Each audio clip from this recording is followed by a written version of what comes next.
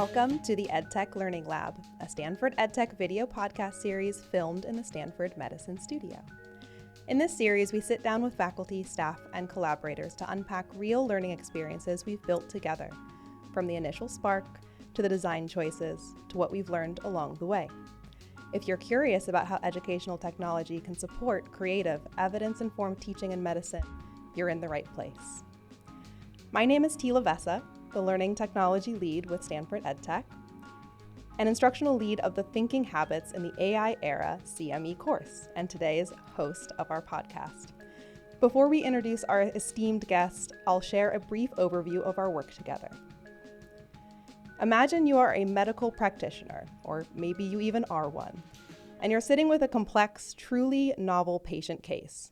There's too much data, not enough clarity, and AI-generated solutions that just don't quite fit. Instead of jumping into differentials and possible treatments, you begin to notice and name your thinking habits, using a shared language to step back, reframe, and choose your next move more deliberately. Little by little, you experience patient care decisions as something that you see, adjust, and teach, not just a gut feeling. But it's a set of flexible habits you can bring to any high-stakes decisions in the AI era.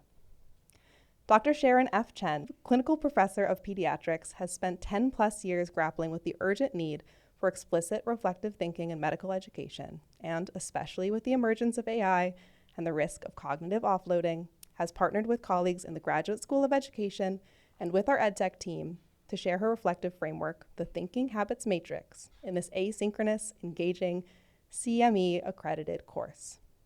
This course focuses on 4 main learning outcomes: to apply the Thinking Habits Matrix, or the THM, in complex clinical cases, reflect on patient care decisions using THM habits, use THM language to coach learners and peers in their thinking, and commit to concrete reflective practices by leveraging the THM when faced with AI-generated solutions. I've had the privilege of leading the development of this course, leveraging our incredible EdTech experience and Sharon's in-depth knowledge to create engaging learning modules in Rise 360, which we then published on Cloud CME.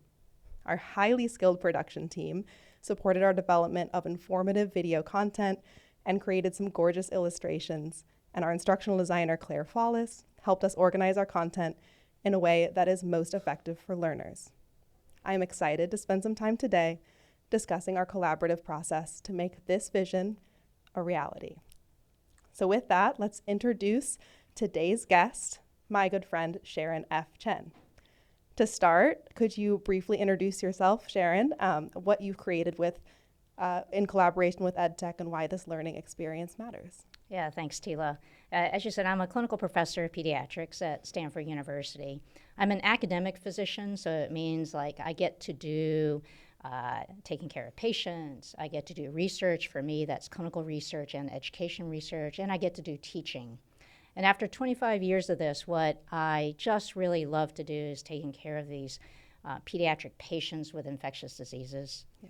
And I think the part that I really love is the challenge of solving these really complex cases. You know, I remember back when I was a trainee and I wanted to get better at this, and I quickly realized I needed to pay attention to what my attending physicians were thinking. How were they making these decisions? And as I was paying attention to that, I realized, I'm thinking about my thinking also. And, you know, after just constantly working on this, trying to make the very best decisions for my patients, it's something I still work on. And, you know, it's my way of giving really, really good care to my patients. Mm-hmm. I also love teaching. And as I worked on trying to get my thinking better, I wanted to share that with my learners. I wanted my learners to get better at their thinking also.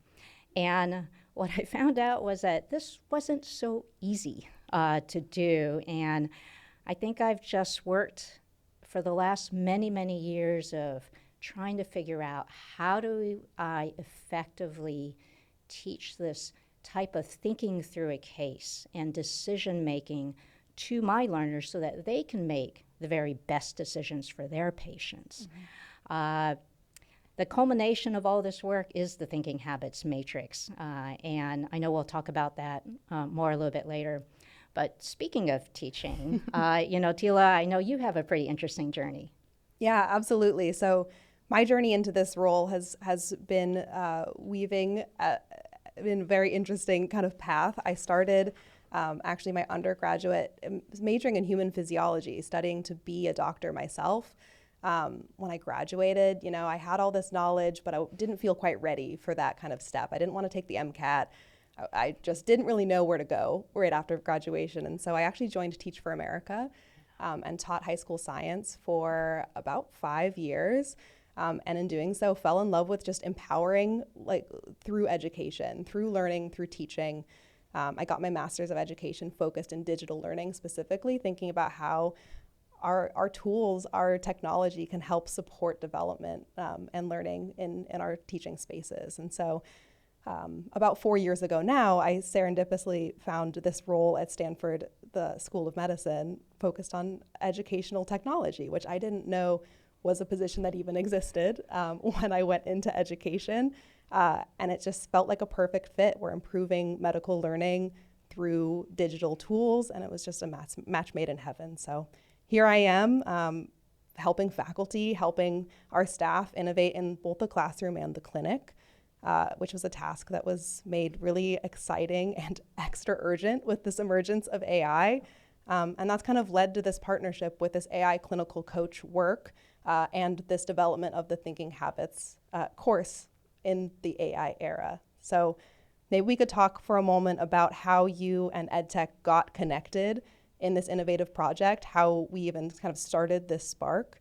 And it comes back to relationships and serendipity. We had a connection through Pauline Becker, who you've known for many years, who heard through the grapevine that you were interested in kind of building some kind of coaching AI integration to kind of support teaching and learning critical thinking. Yeah. And that led us to our project today. Do you want to take it away? Yeah, absolutely. You mentioned serendipity, and this was exactly serendipity and about relationships. I've known Pauline for 10 years, maybe over 10 years. We first met when we were all working together on a multi-institution education project.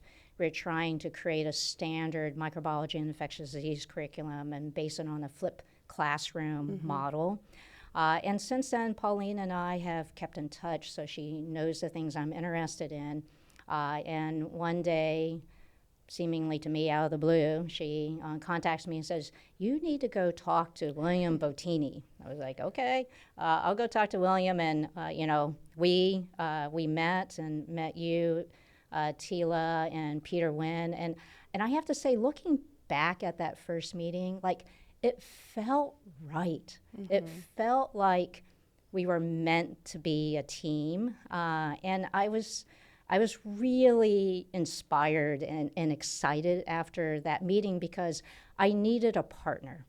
I had been working on, what is now the Thinking Habits Matrix, but I knew that I needed a AI adaptation to it, an AI tool, and I needed a partner who, was focused on education, but also technically skilled. And EdTech really seemed to me like the answer. And specifically, you and William and Peter seem like the incredible mix of expertise and skills that were going to help us make this AI clinical coach come to fruition. Yeah, absolutely. I mean, I think that's what's so great about our EdTech team is that we are educators first and technologists as kind of a byproduct. And so what we come to the table with is a lens of what educational theories work. A lot of us have backgrounds in teaching and education. And so I think that we are able to translate between the worlds of education and technology and figure out where to kind of match up the tools to best suit our learners and our educators. And that kind of led, to our work thinking about this framework that you've made, this Thinking Habits Matrix. I remember you coming to us with, I have this framework I've been developing with the School of Ed and with all these folks over the years. And our first task as a group was like, what do we call it, right? Like, how do we brand this thing? And this is where, we have a lot of creative minds on our team that have just like the mental capacity to be like, you know what we should make? Let's have it be a crystal. Let's have it be something that, because we know it needs to be iterative and it's nonlinear in how we kind of position ourselves when we're thinking critically. William came up with this brilliant idea, and we have the artists to be able to make the visual assets. So I think all of the vision and the things that you brought to us were able to kind of turn into reality. And I love that creativity, and I love being part of that, and trying to be as creative as you guys. Right. I can't ever achieve that, but I think that's exactly right. And the thinking habits matrix, when we think about it from like this beautiful picture of a crystal, that has taken a lot of years to come to this representation. Right. And this may be a good time to sort of step back and explain, or have me explain a little bit of what is the thinking habits matrix, and we shorthand it by calling it the THM. And the THM simply is a framework to improve thinking and decision making. The thinking and decision making that I talked about before, to help us make the very best decisions for our patients. And another way of thinking about it is it's a way for me to keep up my critical thinking. And it's a way for me to help my learners learn and keep up their critical thinking. From an education standpoint, the THM is a problem-solving framework. And it's a problem-solving framework that uses reflection practices to help you solve that problem. And I think the most fun I have about my memories of building the THM is I get to work with amazing people.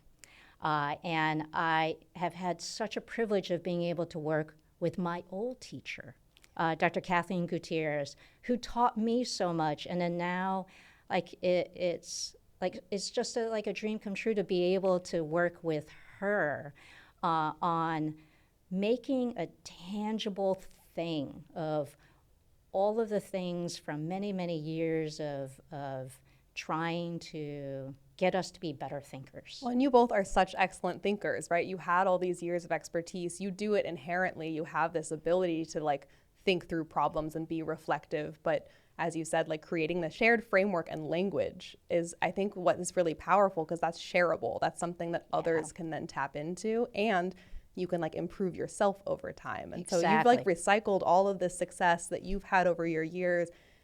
It's beautiful that we can kind of encapsulate Kathleen's historical knowledge and her expertise into some product like this, and have you continue on that legacy of reflective thinking. Absolutely. And I think the other thing that Kathleen and I realized is we needed other expertise. We don't know everything. And it was important for us to collaborate with learning science experts. And we were so privileged to be able to work with Dr. Shima Salehi over at the Stanford Graduate School of Education.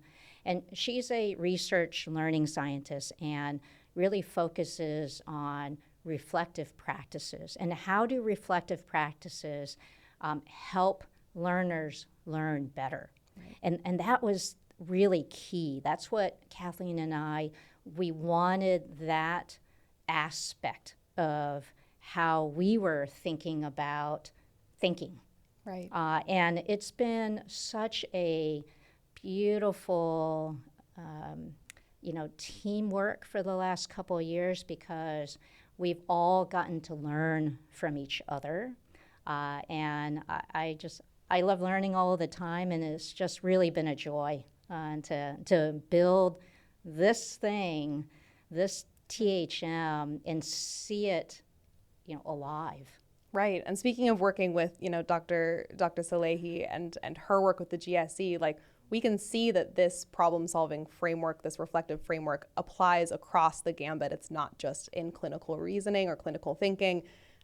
it's everyone, everywhere. And so when we bring up, we're doing some work on creating a framework for reflective thinking, this thinking habits, anyone we talk to gets excited about it. I mean, they're like, that's perfect. That's exactly what we need as AI is running rampant and making people think less and reflect less because they don't have to. And this idea of cognitive complacency has been a kind of through line for the course that we've developed and also the study that we ran with our first cohort. Speaking of folks who were excited, we had 12 participants join a study with us to start kind of launching both the thinking habits matrix, but also this AI component. And maybe we could chat a bit about how that led to our development of this CME course. Yeah, absolutely.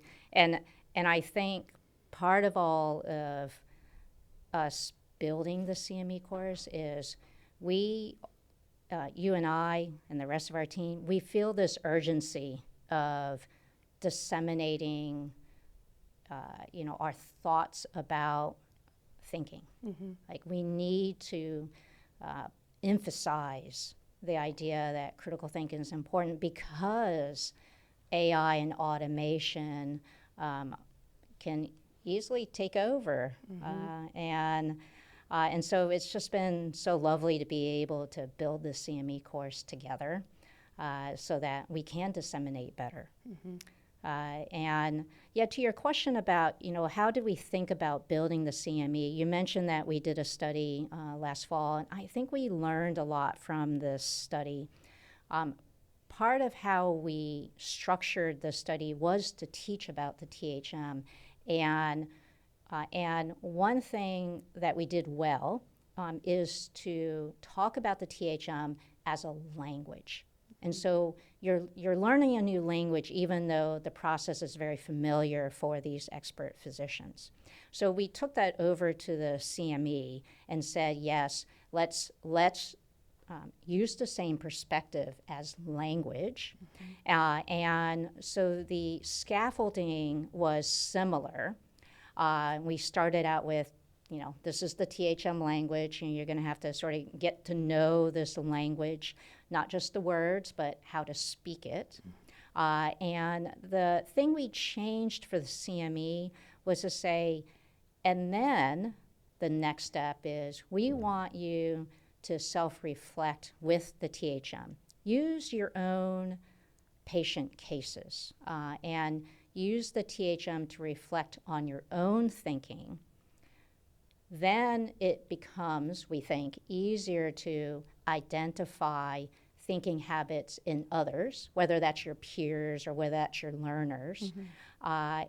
And then the last more difficult step, this is what we learned from the study, the more difficult step is to then be able to coach a learner mm-hmm. and get them better at their thinking habits. Right. We realized we had to really scaffold all the way up. I think when we started the pilot study, we're going to get these folks in and get them this AI tool in their hands after, 2 weeks or after, a couple of sessions. And we realized that we just need so much more time to dive deep into the language, this framework, this understanding, because the AI tool we've built is meant to augment that. It's meant to support these practitioners in their own thinking. They need to have the thoughts first. They need to be able to reflect themselves before they can help others reflect and get better. And so we really did have to slow a lot of things down and kind of react to them in that way. And that's where, building this course is kind of a stepping stone to, before you even touch an AI tool or you have a helper in this process, you need to have the skills to be able to reflect and build these thinking habits yourself. That's right. And Tela, you did such a great job of thinking about the learning design behind how we wanted to build out the CME. I wonder if you should give some details about that. Yeah. I mean, the benefit of being a high school teacher for many years is I can build a course pretty quick, think on my feet and react and think about what our learners may need. We knew that this had to be an asynchronous course because time is really valuable. Clinicians are very, very busy. And even to get the CME credit that they need for their continued medical education, we don't want to waste anybody's time. And so I was really cognizant of making sure that the content we had was self-paced, was engaging, and was actively useful. They could walk away with something they can actually do in practice. And so we did a lot of multimedia. We had some excellent video recordings, again, being able to tap into our production team and our beautiful new production space to record some kind of video intros for each module to kind of context set, really short micro lectures, kind of 5-ish minutes, sometimes less. And then adding some really robust visual assets, like making it really beautiful. It's a gorgeous course. It's easy to look at. And then the interactives and the practice opportunities and the scaffolding of once you've learned something, you practice it. Once you've practiced it, you try it on your own. Here's a guiding worksheet that you can take home, right? So thinking about all the different layers of however much they lean in is kind of how much they get out of this course. And we're just so excited. We've had a lot of interest and excitement already around it. Yeah, it was so fun to build and work as a team. And I mean, so agree, the production team is amazing. And it was such an experience for me to make those videos. Oh, yeah. And, you know, us scripting it, you know, sometimes in real time and really fun. And I agree, just beautiful. Like the course, the layout, the way it's fitted together is beautiful. Yeah, we worked really hard at kind of incorporating in good learning design, but putting our pride into it. And I think this comes to kind of what it looks like to collaborate with EdTech, and especially since we've had kind of a long-standing relationship with the AI course and the pilot, like before jumping into this, like we knew what we were doing in terms of what needs to be delivered and what is our audience. I felt like I almost became a subject matter expert. Like I feel like I know the THM forwards and backwards. I can't practice medicine yet, but I feel like I maybe could try.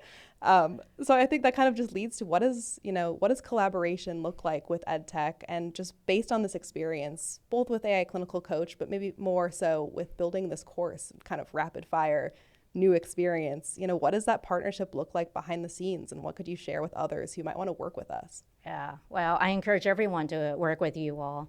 I mean, I think the message that I would like to get across, and what I have really valued is a collaboration. When I met you all, I wanted it to be a team.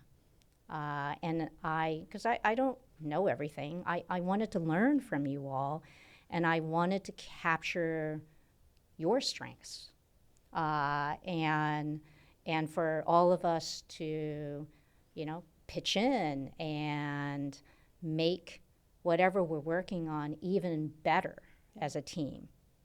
So that's one thing. It's a collaboration. It's teamwork, and that's so much fun for me in any kind of project.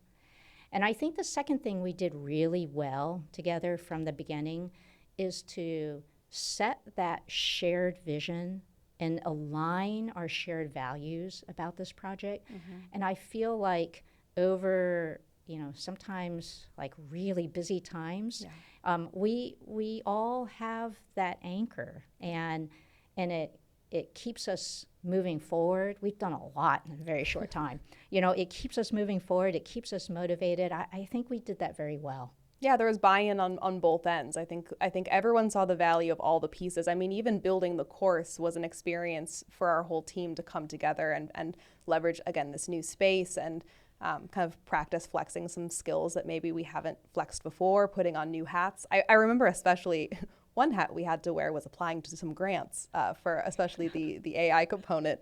And I think there is where we really spent time defining what each of our roles and responsibilities were and kind of our core sub-team and what our strengths were and how we can kind of move forward. And I think that conversation has really been a through line of our strength since then. It was kind of a forcing function and something I definitely recommend, as you come in, what are people's strengths? What are their professional goals even? If you want to be a product manager, like how can we make sure that during this process you get to practice that component of your future? So everyone got something out of it. Everyone felt that they were getting something out of it.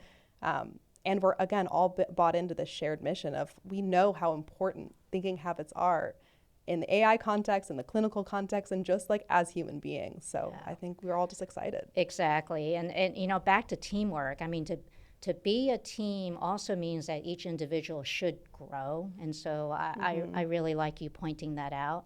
I think the other thing that's really beautiful about our team is we brainstorm together so well. And I think that has elevated our ideas, and we know how to build off each other's ideas. That's rare, I think. Yeah. And I love our brainstorming session because we always come out with something better, and we actually move that forward and get something done. Right. No one comes into a space with, this is what we have to do, and there's no movement. You can't tell me otherwise. We all kind of come in with our lenses and our backgrounds and our experiences that contribute to our knowledge and understanding, but we recognize in each other, William has a lot of experience with the production side and maybe the marketing and that kind of end. Peter is a lot better at the AI components, the product components. You obviously have the clinical side and what that actually looks like in practice, and I have more of that educational lens. And so entering the space with those lenses in mind, it was very synergistic, and we're all open. We are all open, and I think the last piece that I want to point out is we are also very good about respecting each other's time, and we get things done when we say we're going to get things done, and I so appreciate that because we are all very busy. We all have many different projects, right. And I think to have that respect for each other has also allowed us to work so great as a team. Right, this is a part-time gig for all of us, right? And that's what happens when interacting with EdTech, especially working with clinicians. Everyone is just carving out a little extra time in their day that they don't have to do this project, this passion project, this work that is grant funded, whatever it is.